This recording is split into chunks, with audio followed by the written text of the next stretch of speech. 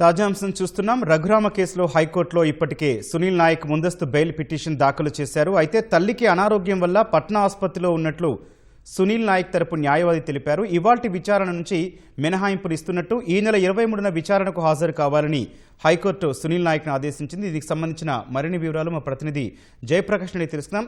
జయప్రకాష్, సునీల్ నాయక్ ఎలాంటి మినహాయింపులు ఇచ్చింది హైకోర్టు, ఆ వివరాలు ఏంటి? గౌతమ్, ఈరోజు సునీల్ నాయక్ దాఖలు చేసినటువంటి ముందస్తు బెయిల్ పిటిషన్ పైన విచారణ జరిపింది. ఇందులో భాగంగా ఆయన ఈ రోజు విచారణ నుంచి మినహాయింపు కావాలని కోరారు. అయితే ఈ కేసు పూర్వపరాలు ఒకసారి కనుక చూసుకున్నట్లయితే రఘురామకృష్ణరాజు కస్టోడియల్ టార్చర్ కేసులో సునీల్ నాయక్ ను నిందితుడిగా చేర్చారు. అప్పుడు డిఐజీగా ఈయన పనిచేశారు సిఐడిలో. ఈయన అనుసరణలోనే అంటే ఈయన కనుసన్నల్లోనే కస్టోడియల్ టార్చర్ జరిగిందని ఇటు ప్రభుత్వం తరపు న్యాయవాది తెలిపారు.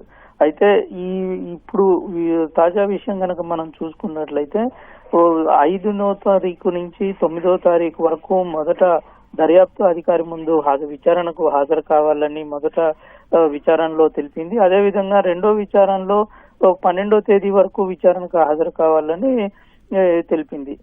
ఇదే క్రమంలో అంటే 5 నుంచి 12 వరకు నిన్నటి వరకు ఆయన దర్యాప్తు అధికారి ముందు విచారణకు హాజరయ్యారు. ఈ రోజు తాజాగా చూసుకున్నట్లయితే సునీల్ నాయక్ తల్లికి అనారోగ్యంగా ఉందని పాట్నాకు ఆసుపత్రిలో చేర్చారని, అక్కడ ఈయన అవసరం ఉన్నందున ఈ రోజు హాజరు నుంచి మినహాయింపు కోరారు ఆయన తరపు న్యాయవాది.